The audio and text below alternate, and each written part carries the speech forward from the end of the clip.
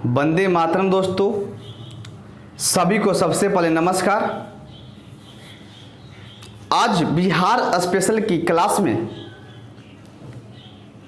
हम बिहार के नदियों के किनारे जो स्थित प्रमुख शहर है उनको हम जानने का प्रयास करेंगे और उन शहरों से जुड़ी तमाम जो फैक्ट है जो हम पिछले क्लास में कंप्लीट किए थे उन सभी का रिवीजन भी करेंगे ताकि हमारा एक प्रॉपर रिवीजन भी हो जाए।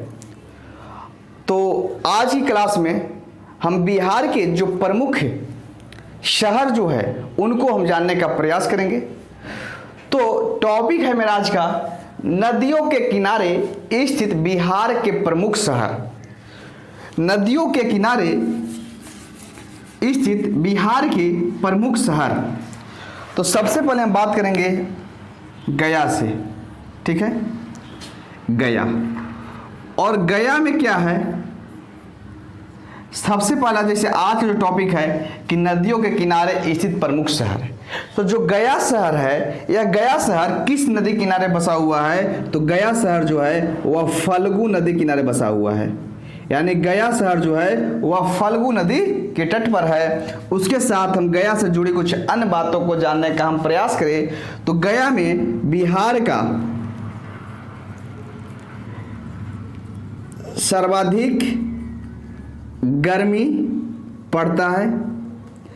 बिहार का सर्वाधिक ठंडी पड़ता है। गया में अगर स्टेडियम की अगर बात करें तो गया में है आपका सुब्रमण्यम स्टेडियम। ये सभी हम पिछले क्लास में कंप्लीट किए थे। उसके बाद गया में जो है पितृपक्ष मेला, बुद्ध पूर्णिमा का आयोजन किया जाता है। और इसके साथ ही हम गया में बात करें तो गया में क्या है, अंतर्राष्ट्रीय हवाई अड्डा है।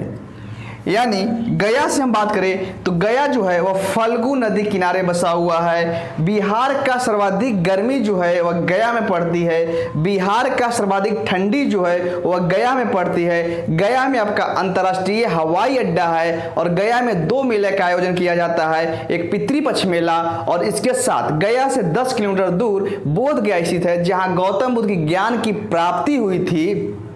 उस बोध गया में बुद्ध पूर्णिमा का आयोजन बड़ी धूमधाम से किया जाता है। इसके साथ ही गया की बात करें तो गया में आपका विष्णुपद मंदिर भी है। विष्णुपद मंदिर भी है। यानी गया से आप इतना फैक्ट को आप याद रखेंगे, ठीक है। उसके बाद हम आते हैं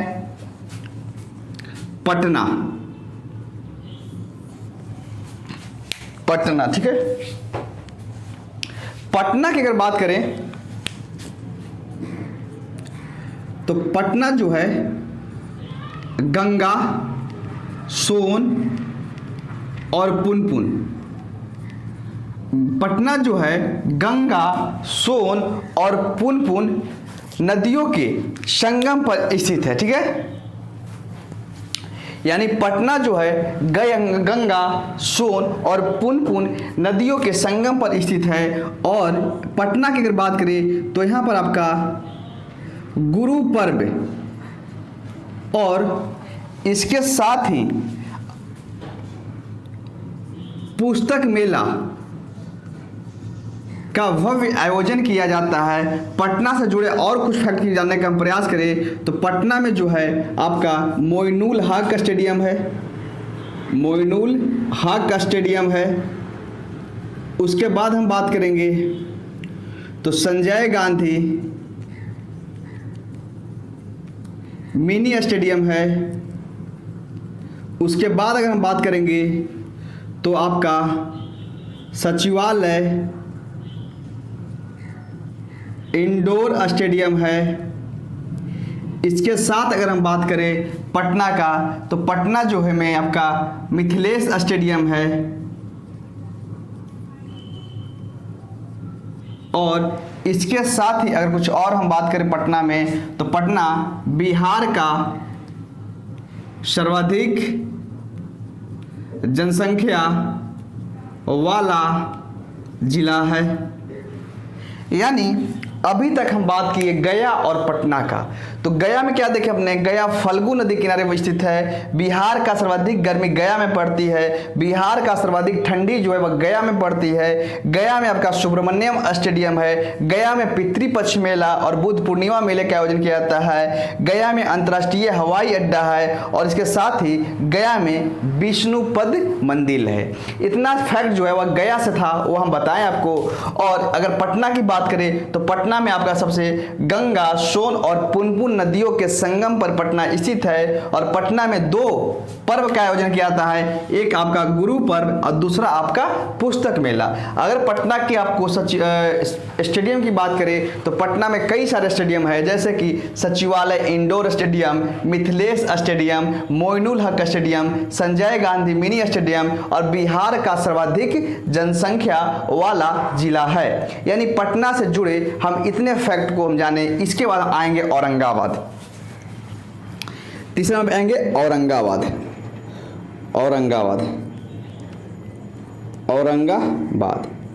औरंगाबाद की पहले देखेंगे हम। बिहार का सबसे कम वर्षा जो है यह आपका औरंगाबाद में होता है। और औरंगाबाद जो है वह आपका औरंगाबाद की जो है वह आपका पुनपुन नदी किनारे स्थित है। पुनपुन नदी के किनारे स्थित है। और इसके साथ हम बात करेंगे तो इसे प्राचीन काल में बिहार का चित्तौड़गढ़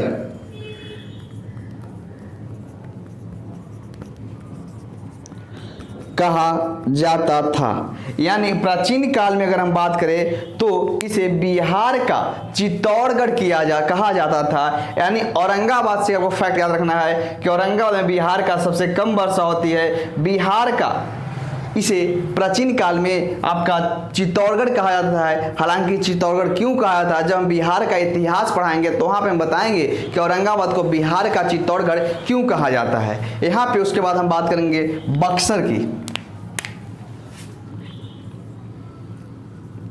बक्सर देखिए यहाँ पे लिख दे रहे हैं, ठीक ना, बक्सर। और बक्सर की बात करें तो बक्सर जो है वह गंगा नदी के तट पर स्थित है। यानी बक्सर जो है वह गंगा नदी के किनारे स्थित है। आप हमें कमेंट के माध्यम से बताने का प्रयास करेंगे कि इतिहास में जो बक्सर का युद्ध हुआ था वह कब हुआ था और किसके किसके बीच हुआ था और इसमें किसके हार हुई थी। यह सभी आप हमको कमेंट के माध्यम से बताने का प्रयास करेंगे। तो अभी तक हम गया देखे, पटना देखे, आपका औरंगाबाद देखे। जिनको स्क्रीनशॉट लेना है वह स्क्रीनशॉट ले ले ताकि हम आगे बढ़ें।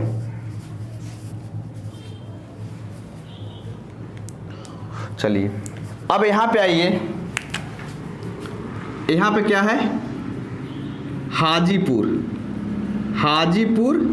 और हाजीपुर के जस्ट बगल में सोनपुर, ठीक है ना, यहीं पे लिख रहे हैं हाजीपुर और सोनपुर। हाजीपुर और सोनपुर की अगर बात करें तो यहाँ पर ऊपर लिख रहे हैं, ठीक है, हाजीपुर और सोनपुर। तो हाजीपुर और सोनपुर की बात करें तो हाजीपुर जो है आपको पता होगा कि कौन से स्टेडियम है। जब स्टेडियम हम पढ़ा रहे थे तो वहाँ पे बहुत डिटेल से बताया था कि हाजीपुर में कौन सा स्टेडियम है और यहाँ तक कि सोनपुर में कौन सा मेला लगता है। तो आप हमें कमेंट के माध्यम से, आज का दूसरा क्वेश्चन आपका हो गया कि सोनपुर किस लिए विश्व प्रसिद्ध है, यह आप हमें कमेंट के माध्यम से बताने का प्रयास करेंगे। और इसके साथ हम बात करें हाजीपुर और सोनपुर की, तो हाजीपुर और सोनपुर जो है यह गंडक नदी या नारायणी नदी के तट पर स्थित है।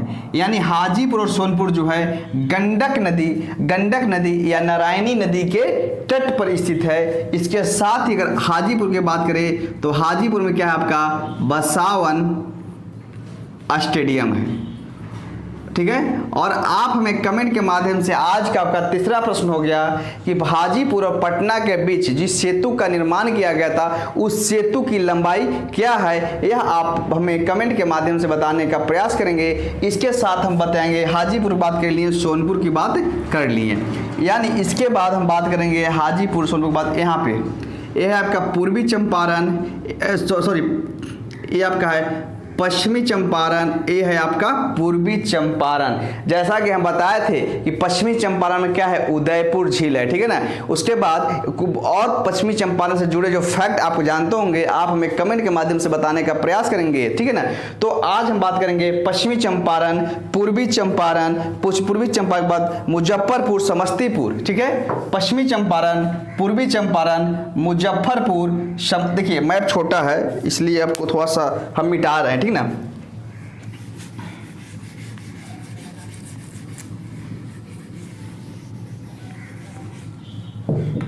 क्या है ये हो गया पश्चिमी चंपारण, पूर्वी चंपारण, पश्चिमी चंपारण और पूर्वी चंपारण। इसके साथ हम बात करेंगे यहाँ पर मुजफ्फरपुर। मुजफ्फरपुर के जस्ट थोड़ा सा आप नीचे आएंगे तो आपका मिलेगा समस्तीपुर, और समस्तीपुर के बाद थोड़ा सा अगर और हम नीचे की ओर आएंगे तो समस्तीपुर के बाद आपका है बेगूसराय और क्या है खगड़िया। ठीक है, यानी यह ध्यान रखिएगा कि पश्चिमी चंपारण, पूर्वी चंपारण, पश्चिमी चंपारण, पूर्वी चंपारण, मुजफ्फरपुर, समस्तीपुर। ठीक है, समस्तीपुर, बेगूसराय और खगड़िया, और यह सभी जो है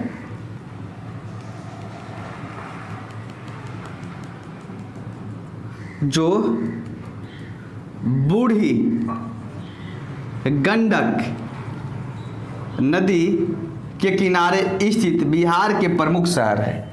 यानी एक नदी के किनारे आपको जो बूढ़ी गंडक है वह पश्चिमी चंपारण, पूर्वी चंपारण, मुजफ्फरपुर, समस्तीपुर, बेगूसराय और खगड़िया, यह सभी जो है आपका बूढ़ी गंडक के किनारे स्थित है। ठीक है ना, क्या है बूढ़ी गंडक किनारे। अब यहाँ तक हम बात किए पश्चिमी चंपारण, देखिए यहाँ पे लिख दे रहे हैं पश्चिमी चंपारण, पूर्वी चंपारण, मुजफ्फरपुर, थोड़ा सा मिटा देते, इधर मिटा देंगे ना।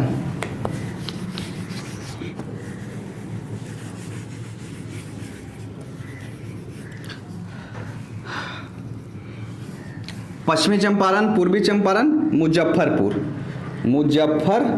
ठीक है, मुजफ्फरपुर, उसके बाद समस्तीपुर के बाद हो गया बेगूसराय और बेगूसराय बाद क्या हो गया खगड़िया। और यह सभी जो है बूढ़ी गंडक नदी के किनारे स्थित बिहार के प्रमुख शहर है। और जैसा कि आप जानते होंगे कि जब हम बिहार के स्टेडियम पढ़ा रहे थे तो वहाँ पे बताए थे कि मुजफ्फरपुर में क्या है खुदीराम बोस स्टेडियम। ठीक है ना, उसी प्रकार हम जब झील पढ़ा रहे थे तो वहाँ पे हम बताए थे कि बेगूसराय में जो है वह आपका, बेगूसराय की बात करें तो बेगूसराय में जो है आपका कांवर झील है। क्या है, कांवर झील है। और इस कांवर झील के बारे में हम बिहार के प्रमुख जो झील का जब अध्ययन करवा रहे थे तो वहाँ पे हम डिटेल से कांवर झील के बारे में हम बताए थे। उसके साथ अगर हम बात करें मुजफ्फरपुर में तो आपका जब हम झील बता रहे थे तब मुजफ्फरपुर में 2 झील और बताए थे, आपको पता होगा, अगर नहीं पता है तो बता देते हैं। लेकिन सबसे पहले एक बात आपसे मेरी रिक्वेस्ट होगा कि आपको इस लेक्चर जिस तरह से आपको अनुभव हो रहा होगा, अगर आपको लग रहा हो कि आपके लिए लेक्चर लाभकारी है तो आप हमें कमेंट के माध्यम से अपनी राय को हमारे तक पहुँचाने का प्रयास करेंगे ताकि हम भी जाने, ताकि अगर इसमें कुछ सुधारने की बात होती है, अगर आपको लगता है कि इसमें कुछ सुधार की ज़रूरत है तो आप हमें कमेंट के माध्यम से ज़रूर बताएंगे। हम इसमें और कुछ ऐड करने की कोशिश करेंगे तो आप हमें कमेंट के माध्यम से जरूर बताने का प्रयास करेंगे। और लास्ट में बता रहे हैं कि अगर आपको यह लेक्चर आपके लिए लाभकारी है तो YouTube पर जो मिश्रा सर का चैनल है, इस चैनल को आप सब्सक्राइब कर दे और साथ में शेयर कर दे। और इसके साथ हम बात करेंगे मुजफ्फरपुर की। तो मुजफ्फरपुर की अगर बात कर रहे थे तो मुजफ्फरपुर में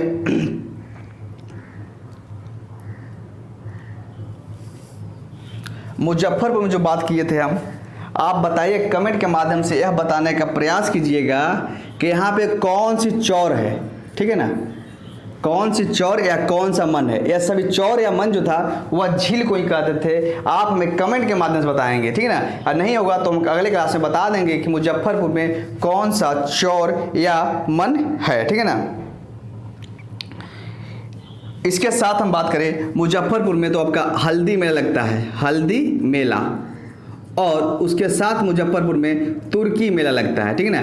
मुजफ्फरपुर में हल्दी मेला और तुर्की मेले का आयोजन किया जाता है। और मुजफ्फरपुर जो है वह बूढ़ी गंडक नदी के किनारे स्थित प्रमुख शहर है, ठीक है ना। उसके बाद हम बात करेंगे इधर किशनगंज, पूर्णिया और कटिहार।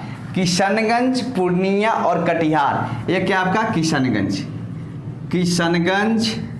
पूर्णिया और कटिहार।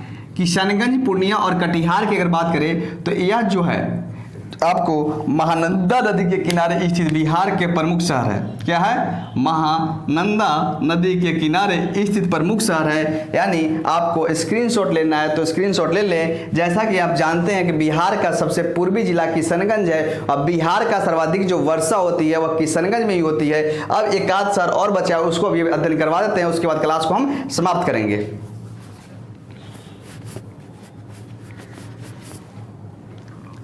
एक यहाँ पर ध्यान रखिएगा, छपरा है। क्या है? छपरा। छपरा, और छपरा की अगर बात करें तो छपरा जो है वह सरजू नदी के किनारे स्थित है। क्या है? सरजू नदी का किनारे स्थित है। आप कमेंट के माध्यम से बताने का प्रयास करेंगे कि सरजू नदी को बिहार में किस नदी के नाम से जानते हैं। आप हमें कमेंट के माध्यम से जरूर बताने का प्रयास करेंगे। तो आज की प्रमुख जो क्लास था उस क्लास में बिहार के जो प्रमुख शहर जो थे जहाँ से आगे प्रश्न पूछे जा सकते हैं उसको बताने का प्रयास करेंगे। और कुछ शहर बच गया है उसको अब जब बिहार की नदी हम पढ़ाएंगे तो वहाँ से आपको पूरा क्लियर हो जाएगा। तो चलिए आज की क्लास को हम यहीं समाप्त करते हैं। और अगर आपको ये लेक्चर लाभकारी लग रहा होगा तो आप इसे जरूर शेयर कर दें और इसके साथ ही चैनल को सब्सक्राइब कर देंगे। और क्योंकि कल की क्लास में हम बिहार के जो प्रमुख जो नदी हैं उसको हम बताने का प्रयास करेंगे। Thank you, God bless you, आपका दिन शुभ हो।